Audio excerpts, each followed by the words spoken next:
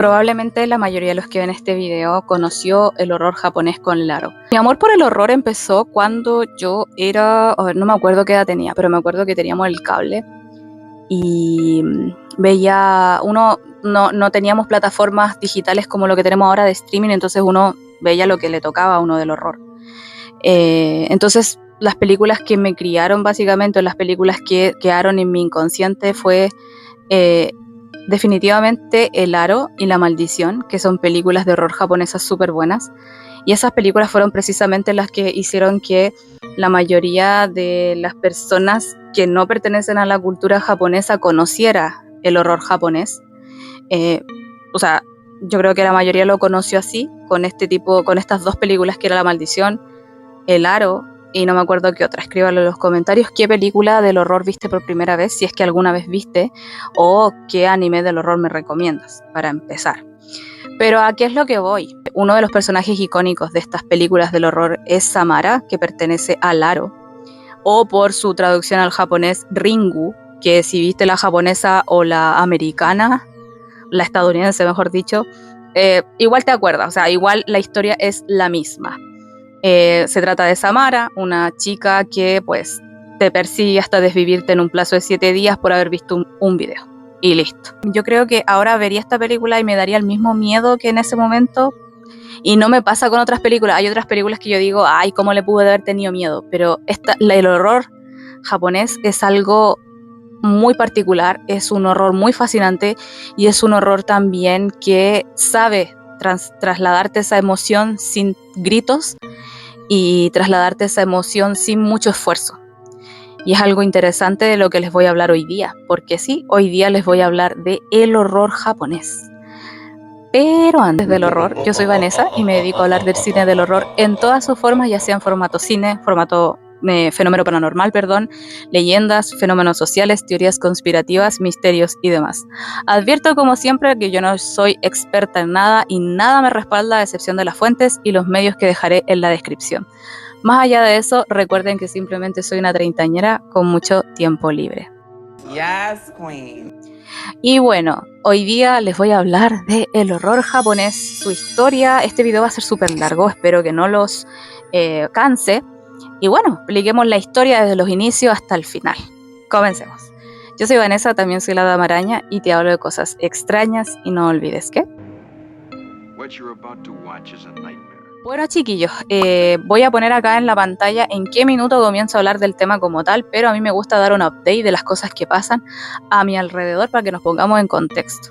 Actualmente estoy súper enferma de la garganta, si es que me escucho un poco rara. Me voy a enfermar de la garganta porque ya tengo todo esto inflamado, pero me tomé una pastilla, espero que mañana despierte mucho mejor porque tengo que seguir dando vida.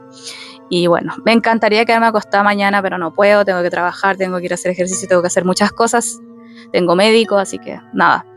No muchas. Algunas personas me han estado comentando de lo mal que se escucha este audio. Díganme en los comentarios si es tan así, para ver qué cosa puedo hacer con ello, comprarme otro micrófono y todo, porque estoy intentando activar otros micrófonos y no le hace. No sé por qué, tendré que comprar un adaptador, tengo que ir al centro a ver un adaptador, tengo que ver muchas cosas. ¿Ok? Pero créanme que le estoy considerando sus comentarios, no los dejo pasar. Y bueno, agradecer también a la gente que me ha comentado en mis videos. El último video tuvo un exitazo, para mí fue un exitazo, tuvo como 2000 y tantas vistas, hubieron varios comentarios, mucha gente que le gustaba mi contenido, así que agradezco. Actualmente somos 478 seguidores y a la fecha, porque yo no sé si va a subir en cuanto yo suba este video, pero les agradezco un montón a todas esas personas que se han estado suscribiendo, porque ya vamos a llegar a los 500 seguidores y eso a mí me abre la posibilidad para que después opte a 1000 y 2000 y así sucesivamente, para que hagamos crecer este canal. Así que bueno, comencemos con el horror japonés. Antes del cine. Antes de que tuviéramos una noción de lo que sería el cine, los japoneses ya tenían maneras de interpretar los fenómenos naturales, ya sea las catástrofes, los pasajes de la vida y muchas cosas más. ¿De qué manera lo interpretaban? Claro, con leyendas, pero no leyendas por escrito, sino que leyendas de boca en boca, que se conoce como oralidad. En los tiempos antiguos, por distintas necesidades, las personas debían trasladarse de distinta manera. La más común, obviamente, los piecitos, y los lugares al tener re poca iluminaria y guía como la que tenemos hoy, poco y nada se podía divisar en las noches, o sea que cualquier cosa que viesen las personas en ese momento se podía interpretar como algún ente o fenómeno inexplicable.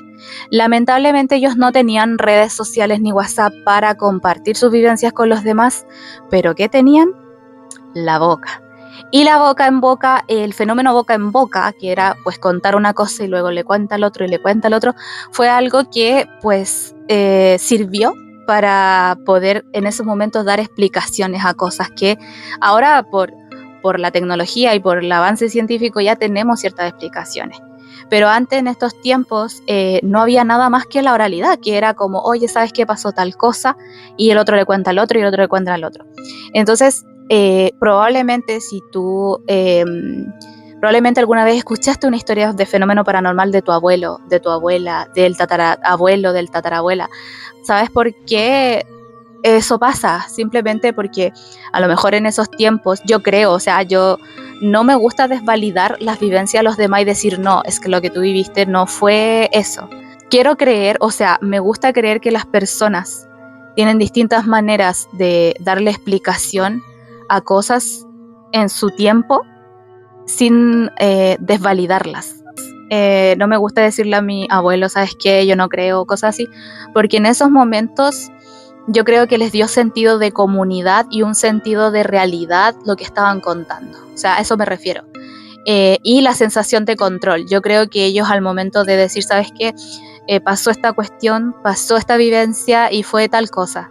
Y todos se van esparciendo lo mismo, nos da también un sentido de control, de comunidad, de que todos están viviendo lo mismo. Imagínate en esos tiempos que no tenían tecnología. O sea, un rayo era un enfurecimiento de los dioses, o sea, y uno lo encuentra absurdo, pero después te pones acá en el presente, o sea, uno lo encuentra absurdo en el presente, pero luego te pones en el tiempo pasado y lo encuentras válido, porque no tenían la tecnología que tienen hoy en día.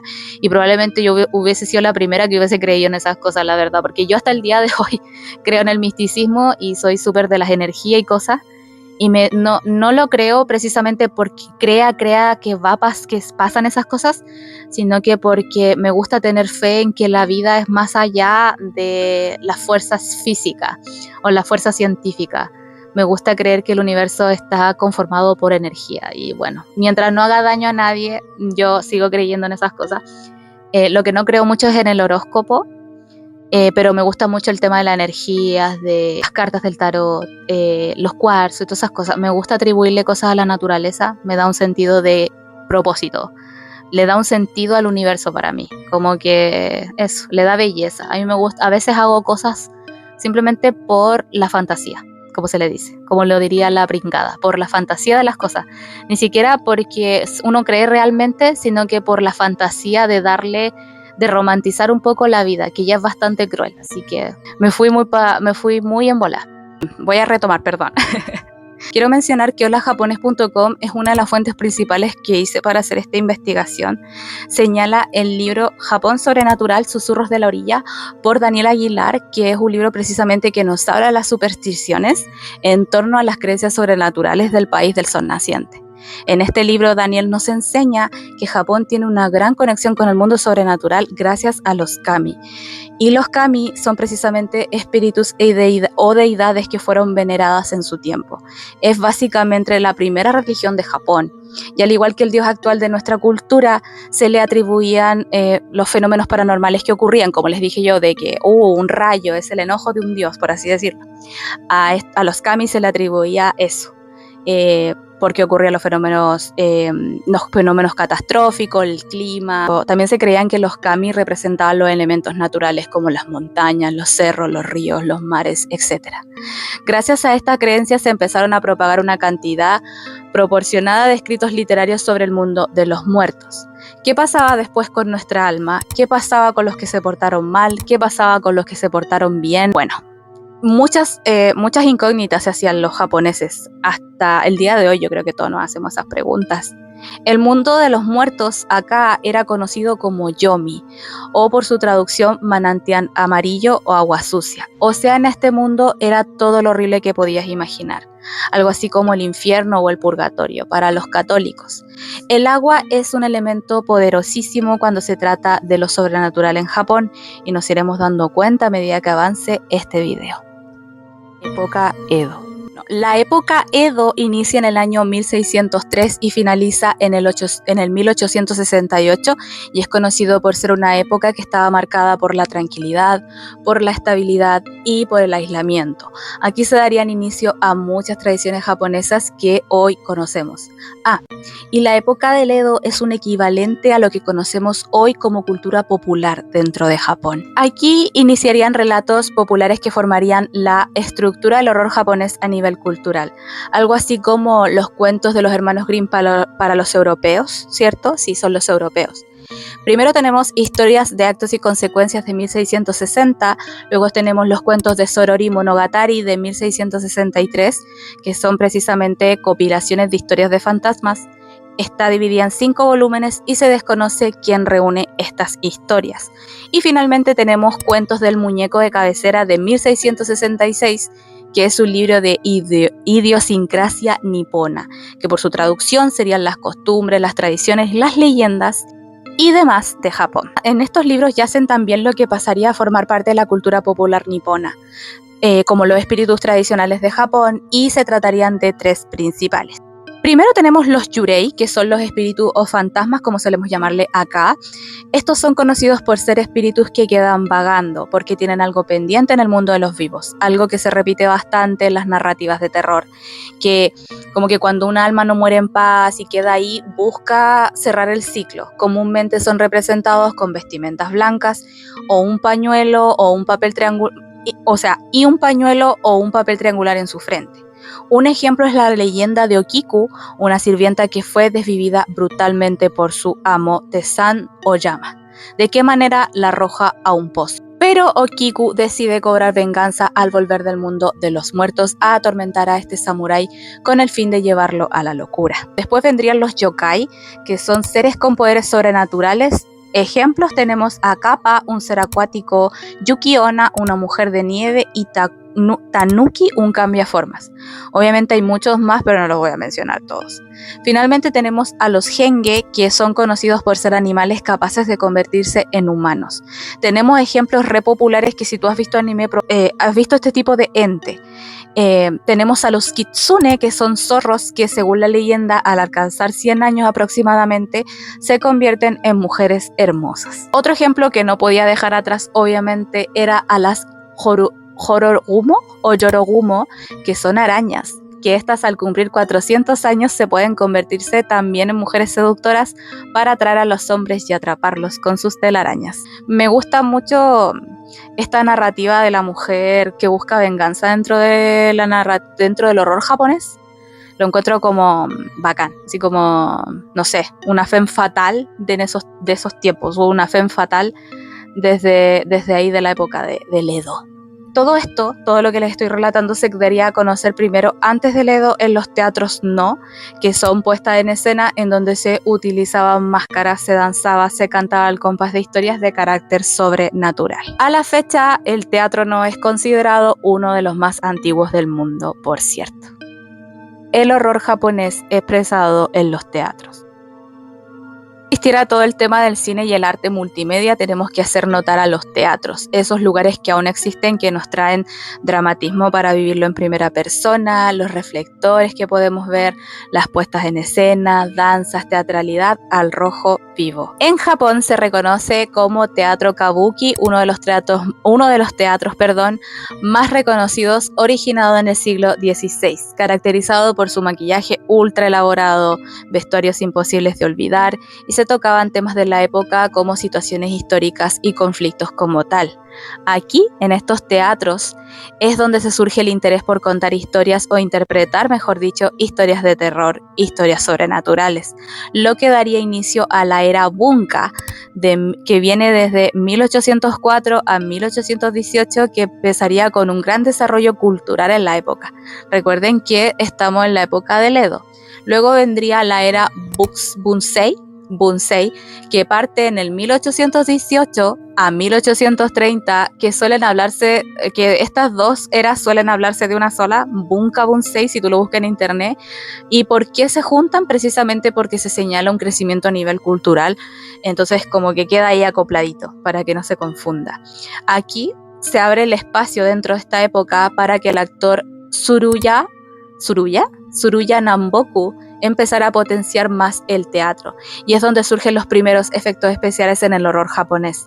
Lo típico que ahora llamamos poltergeist en las películas de terror, por ejemplo, la sangre, la elevación de objetos, las trampas en el suelo, etc. Aquí Japón empezaría a ocupar un factor importante que lo haría diferenciarse con China: el factor de lo grotesco. Por su traducción, lo grotesco.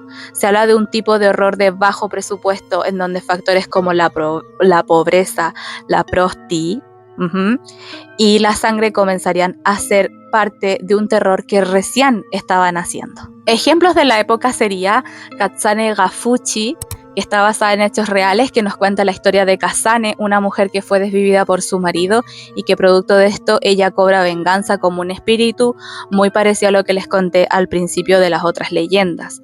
Luego sería Sakura Hime Atsuma Buncho, que nos habla de un monje que intenta desvivirse por amor, pero no lo logra, y luego de eso se convierte en un sacerdote de alto rango y reconoce a la encarnación de su amada, que es una princesa. Y el último ejemplo y el más popular, Tokaido Yotsuya Kaidan, que nos habla de la historia trágica de Oiwa, quien es desvivida por su marido Lemon con el fin de quedarse con otra mujer. Al igual que la historia de Okiku, Oiwa se levantará de entre los muertos para cobrar venganza. ¿De qué manera? Lo adivinaron. De la misma manera que Okiku, llevando a la locura a su verdugo. Era Bakumatsu. La era Bakumatsu comprende entre los años 1853 y 1868 y se entiende como la era en donde la estabilidad se acaba, pero también se moderniza, aunque de una manera bien forzosa. Aquí se implementaría el Código Civil y la construcción de una constitución, o sea que empezaría ahí todo a modernizarse y a ponerse actual. Es un cambio de avance y de prosperidad de alguna manera, pero también de una tremenda inestabilidad y desconcierto para el país. El horror en esta parte de la historia de Japón se refuerza mucho más debido a las influencias que empezarían a recibir en Occidente, así que el horror japonés comenzaría a recibir pinceladas de cómo lo conocemos hoy, que es como una mezcla de lo que es Japón, pero también una mezcla de lo que es Estados Unidos, América y el arte de acá. El arte de Estados Unidos o el arte de Europa y así, van mezclándose, pero sin perder la esencia de lo que es el horror japonés. Durante ese tiempo se reforzó el terror no solo en el teatro, sino que de otras formas de arte, como el ukiyo, que es un concepto japonés que se traduce por mundo flotante, que viene de esta idea de flotar. ¿Qué pasa cuando uno flota? Pues estamos a merced del mar, a merced del agua. O sea, estamos viviendo el momento presente sin querer tener el control de la situación, sin ver el futuro o el pasado. Enfocarse en el aquí y en el ahora. Este tipo de arte se tradujo en pinturas de este estilo que les iré mostrando. Quizás las has visto porque son bastante icónicas de este país. Se utiliza mucho estos colores como medios opacos y su estilo al pintar es muy particular, entonces se nos hace un poquito difícil no diferenciarlo de otros tipos de arte. O sea, de más que en algún punto has visto este tipo de pinturas. Obviamente se ocuparía este tipo de pinturas para retratar lo sobrenatural también. Tenemos artistas que pusieron en su lienzo a seres sobrenaturales que les mencioné anteriormente, como los yokai, y uno de estos artistas fue Utagawa Kuniyoshi. Sorry si me demoro tanto en leer, pero creo leerlos bien. Tenemos a Utagawa Kuniyoshi, que si vemos sus pinturas podemos ver mucho la influencia de este tipo de folclore terrorífico. Y también otro ejemplo que me gustaría mencionar sería Kawanabe Yousai, que representaba animales fantasmales teniendo una fascinación por las ranas y los reptiles. Lo mencioné precisamente por eso, porque yo amo a los reptiles. De hecho, uno de mis sueños es tener una pitón puño, que es esta que está acá, que son estos tipos de serpientes, pero que tienen el tamaño de tu puño y que las puedes cuidar y todo. Tengo entendido que son súper caras, pero me encantaría tener una. Me encantan los reptiles, las ranas, las iguanas, todas esas cuestiones. De verdad siento que es fome que la gente le tenga un nivel de respeto a los animales que solo pueden domesticar y no tienen respeto a los animales que a pesar de que no se pueden domesticar, merecen vivir. como que siento que, pucha, que fome que aún exista esa cuestión, incluso de gente que les da asco. Y bueno, ahí no lo juzgo, pero me gustaría que la gente empezara a respetar más a las vidas de los animales. En ese sentido, no solo a los perros o a los gatos, sino que también a otros tipos de animales que aunque no se vean estéticamente bonitos, tienen el mismo derecho a vivir. Bueno, pero sigo. ¿Qué hay del cine? Probablemente en estos puntos me sirva Vanessa, ¿qué pasó con el cine? Vamos al meollo del asunto. ¿Por qué? ¿Cómo llegó el horror japonés al cine? Bueno, yo te responderé.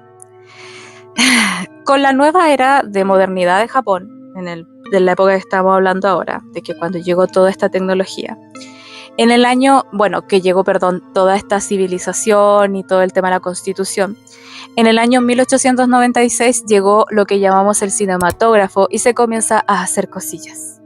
Pero no es hasta 1899 que empezaría a salir cine de índole sobrenatural. Las primeras fueron Momoji Gari, del director Shinata Tsunekichi, que nos habla de un demonio disfrazado. Es prácticamente una escena de 6 minutos, así que película no podemos llamarla, pero es el primer registro que se tiene del cine del horror japonés. Y luego tenemos Futari, Doyoji, no sé cómo se dice, por Dios, que mucha info no obtuve, la verdad, me costó mucho encontrarlo, pero es importante mencionarlo igual.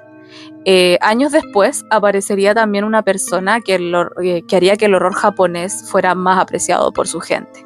Este fue el folclorista Lafcadio Hearn, que fue un folclorista irlandés que durante el siglo XIX comienza a juntar todo este tipo de leyendas que les conté, de los yurei, de los genge, de los kitsune, y debido a esta recopilación, los japoneses comienzan a notar su propia historia de leyendas. Es verdad que a veces dicen, que yo digo, es verdad que a veces uno no valora su talento, no valora lo que uno hace o su propia historia, y hay gente que tú escuchas a la otra gente hablar de dónde tú vienes y lo fascinante que para ellos es tu mundo. Y después como que uno aprecia más. Y esto mismo pasó con Japón, que llegó una persona, un extranjero, y recopiló toda esta historia, las valoró, y Japón acá empieza a decir, estas historias de nosotros son muy buenas. Por una parte, Earn igual sabía japonés, así que vivió allí un tiempo, se instaló, los estudió y sacó su libro Kawaidan, Historia y Estudios de Cosas Extrañas, en el año 1904. Así que bien por Lafcadio Hearn. 1960. El terror japonés ha nacido. Se tardó en llegar, pero llegó, y eso es lo importante. El horror japonés inicia con su primera película llamada Onibaba en el año 1964, dirigida por Kaneto Shindo, cuya trama rodea a una viuda y su suegra que deciden atraer a hombres, soldados más específicamente, con el fin de desvivirlos, y sus bienes materiales venderlos a cambio de comida. ¿Qué onda las mujeres en el terror? Masaki Kobayashi. Si quiero mencionar al cine del terror japonés, debo mencionar una figura importantísima, por eso le dedico este apartado. Masaki Kobayashi, nació el 14 de febrero de 1916, es uno de los directores japoneses considerados más influyentes de la historia, no solo para Japón, sino que para el mundo.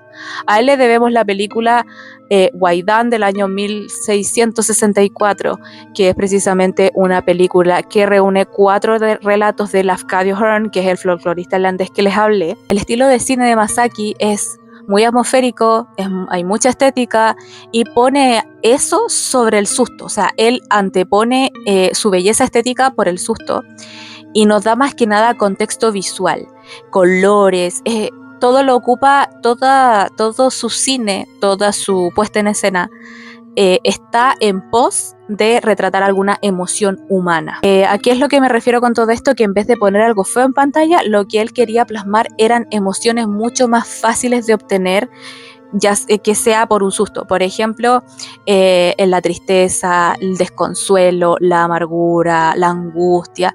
A él no le interesaba hacerte asustar de un salto. Él quería desarrollar una angustia en ti y quería desarrollar un sentimiento incómodo en ti a través de su puesta en escena, de su colorimetría en su cine y así. O sea, muy parecido a lo que es el impresionismo alemán, que yo siempre he hablado del impresionismo alemán.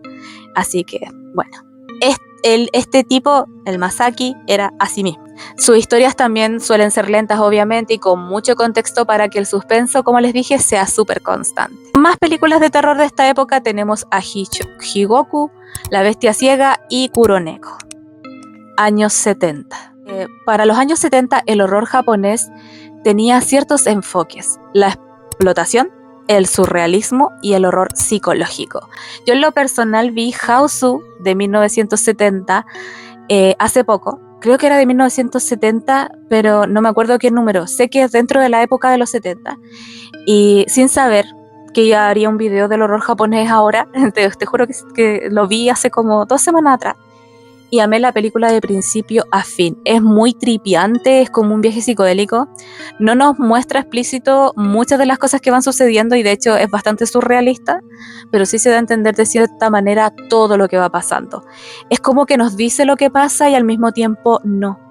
Porque lo dice de una manera, porque Hausu lo expresa de una manera tan poética y surrealista que lo vamos notando de forma tardía. Bueno, en lo personal a mí me pasó. De hecho, si ustedes, de hecho la tengo en la introducción esa película. Cuando yo hago mi introducción, las primeras partes de mi video muestran una escena de Hausu. Bueno, pero ¿de qué se trata Hausu? Hausu, por su traducción casa, en particular es una película del año 1977, ahí ya supe, 1977, creada por Nobuhiko Obayashi, que nos habla de la historia de Gorgeous, una chica que vive en la gran Tokio, joven y con un mundo por delante. Ella tiene varias amigas en el colegio y esta chica decide en las vacaciones pasarla con su tía que no ve hace mucho tiempo, pero decide invitar a sus amigas. Lo que no sabía esta chica es que esta tía era bruja, obviamente, o sea, por algo se hizo esta película, ¿no? Imagínate si fuese buena, no hubiese conflicto. Es muy buena esta película, se la recomiendo si quieren como adentrarse en el horror japonés de los años 70. Me ocupa mucho la estética y la belleza del cine. Otra película de los años 70 es Inferno de 1974 y La Maldición de la Mujer Ciega en 1970. Años 80, El japonés sangriento. ¿Body horror japonés? Claro que sí. Para eso viajamos a los años 80. Aquí se habla de un horror extremo, gore, un horror más técnico. Nos mencionan a Tetsuo de Iron Man de 1989, que nos habla de un hombre convirtiéndose en una criatura de metal. Como les dije, muy body horror. Me recuerda a The Fly de David Cronenberg, donde se juega mucho esto, ¿no? El terror con el cuerpo, la transformación, la metamorfosis y toda la cosa. En materia de slashers, recuerden que en esta época de los 80 está mucho lo del slasher. Y empieza el slasher aquí en el western, así que obviamente con Japón empezaría a pasar algo parecido, sacando Evil Dead Trap, o por su traducción Chirio no Wana de 1988, dirigida por Chiharu Ikeda, que nos relata cómo una presentadora de televisión investiga un video snuff en una fábrica abandonada. Aquí me recuerda mucho a Videodrome de David Cronenberg. Tengo que superar a David Cronenberg. Y para finalizar tenemos a Entrails of a Virgin, o Las entrañas de una virgen, que nos hace una mezcla del erotismo con el horror, que es conocido por Splatter Eros, que si quieren que hable de esto lo voy a hacer. El Splatter Eros, la mezcla del horror con el erotismo. Bueno, aquí se relata la historia de un grupo de fotógrafos que por andar haciendo retiros en el bosque se meten en un mundo muy lujurioso para luego ya convertirse en puro sufrimiento porque un demonio los empieza a eliminar uno a uno con su miembro gigante. Sí. Aquí me gusta mucho el horror de este tiempo, de entre los 80 y 70, no solo en el Japón, sino que también en la época en Estados Unidos y en Europa, porque se juega mucho, no sé si en Europa, perdón, solo sé que en Estados Unidos, porque he visto películas de Estados Unidos, y he visto películas canadienses, y he visto películas japonesas, que entre los años 70 y 80 suelen ser muy absurdas, como que mezclan mucho el horror con el humor, y Hausu también es esa. Hausu es considerada horror cómico. Años 90, J-horror y consolidación del género. Al inicio les dije que los millennials conocen el horror japonés en películas icónicas como The Ring o Ringu, y es precisamente esta época en donde todo esto aparece. Precisamente el término J-horror es un concepto que fue establecido por Tartan Video que si no saben qué es Tartan Video, es una distribuidora británica. Dentro de esta época comienzan las mezclas del folclore nipón y la tecnología en auge en ese momento. El ejemplo que todo parecido sí es la que les hablé delante de Ringu de 1998, dirigida por Hideo Nakata, que nos habla de todo, que nos habla de lo que les dije, de un video misterioso, de un ente persiguiendo a alguien cuando ve ese video misterioso en un plazo de 7 días. Durante esta película no solo iremos viendo el factor terror, sino que iremos entrañando de dónde sale la maldición de El Aro, por qué pasó esto de la maldición, y claramente el folclore aquí juega un papel fundamental. Aquí no solo no se pierde el folclore japonés, que uno esperaría que el folclore de un país se pierda mediante el avance y la actualización, pero no, se refuerza, ya que el ente en esta película tiene un parecido increíble a las leyendas de Okiku, pero también se mezcla con otras historias como la de Oiwa. Esta película marcaría el inicio total del J-Horror, un horror difícil de olvidar. Tanto fue la popularidad de Ringu, que años más tarde se haría The Ring, pero versión estadounidense, dirigida por Gore Verbinski, que obtendría un éxito de taquilla formando una película icónica de los 2000 que seguramente dejó traumado a más de uno, incluyéndome. Esto igual impulsó a que se hicieran otras adaptaciones de otras películas japonesas de horror, como les mencioné, The Grudge, que es la adaptación de Ju-On, que nos habla de una casa maldita en esta ocasión, y también es mezclada como una maldición en sí. O sea, si entrabas a la casa te perseguía algo. Es lo que yo me acuerdo. Esta película también logró, más allá del éxito esperado, lo que hicieron que más películas salieran y formaran parte del inconsciente colectivo. Horror japonés igual a horror asegurado. Actualidad. La actualidad, como resultado de toda una historia que se demoró siglos en formarse, el horror japonés no hizo más que crecer y sigue haciéndolo, pero no con el hype de antes. O sea, al menos yo no he visto que se promocione tanto las películas japonesas, pero yo creo que es precisamente por lo streaming. Ahora podemos todos verlas en streaming y es fácil. Como les dije, o sea, no he visto que le pongan mucho hype ahora en la actualidad a películas de horror japonés, pero sí he visto que en streaming como que las hypean harto, entonces igual es como dependiendo, porque yo igual no consumo mucha tele ahora, consumo más internet, entonces no sé. Pero aún así siguen siendo muy consumidas, no solo por su país, ya que mucha gente alrededor del mundo sigue consumiendo,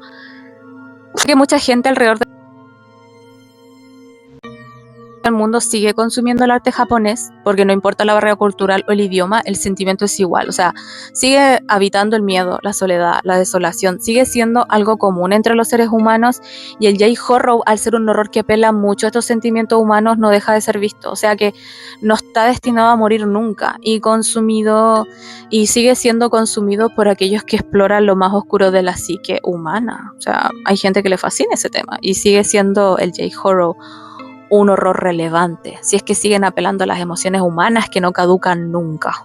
En lo personal vi unos pocos capítulos en Netflix de la serie Ju-On, Orígenes, y he consumido un horror más bien tailandés también, pero ahora estoy abriendo un poco más mi panorama. Vi Hausu, como les mencioné, pero también vi Noroi The Curse, que es una especie de found footage, que mi apreciación sigue conservando este factor realista y orgánico que tiene el cine del horror japonés, muy amateur, que se ve muy amateur, no las actuaciones ni nada, sino que la puesta en escena se ve como mucho más orgánica y uno le da más miedo por eso. Actualmente seguimos teniendo un horror atmosférico, seguimos tratando a las leyendas urbanas como el gran main subject de este país. Hace poco salió, de hecho, el 10 de abril salió Exit 8 o Exit 8, que es una película de horror psicológico que está basada en un videojuego que nos habla de un hombre atrapado en un bucle de metro. Su objetivo obviamente será salir, y para eso deberá detectar defectos en esta Matrix para poder escapar. Eso es como lo actual de este país, así que fascinante. Bueno, chiquillos, este ha sido mi video por el día de hoy. Me estoy muriendo con mi garganta. No sé si se dieron cuenta en el rato que estuve estornudando, y bueno, mi voz se está poniendo cada vez más grave. Quería decirles que gracias por ver este video. ¿Han visto Eraserhead? Bueno, quiero invitarlos a que me sigan por mis redes sociales. Me encuentran como la Dama Aranap. Esa es mi Instagram personal. Por si quieren escribirme, ahí lo pueden hacer para sugerirme algún tema que quiere que les hable. Yo los estoy leyendo constantemente. También me pueden seguir en mi Instagram a nivel página oficial de mi canal de YouTube, que es La Dama Arana. Ahí no estoy subiendo contenido actualmente porque estoy trabajando en crear comunidad con ustedes todavía. Y también me pueden encontrar en Letterboxd como La Dama Arana. Ahí subo mis reviews de películas. Estos días he estado viendo, sigo viendo el ciclo del cine con David Lynch. Este fin de semana me tocó ver El Hombre Elefante, lloré mucho. Y ayer vi Fenómena de Darío Argento, así que la subí hace poco, les puse la review, les puse los comentarios, así que síganme en Letterboxd si quieren y estaremos intercambiando opiniones, estaré leyéndolo, estaré viendo quiénes me siguen, así que los leo y los sigo. Así que agradecerles a todos por verme este video, agradecerles también a la gente que me ha escrito en otros videos. Y espero que sigamos creciendo como comunidad. Así que les mando un abrazo gigante. Chao, chao, chao.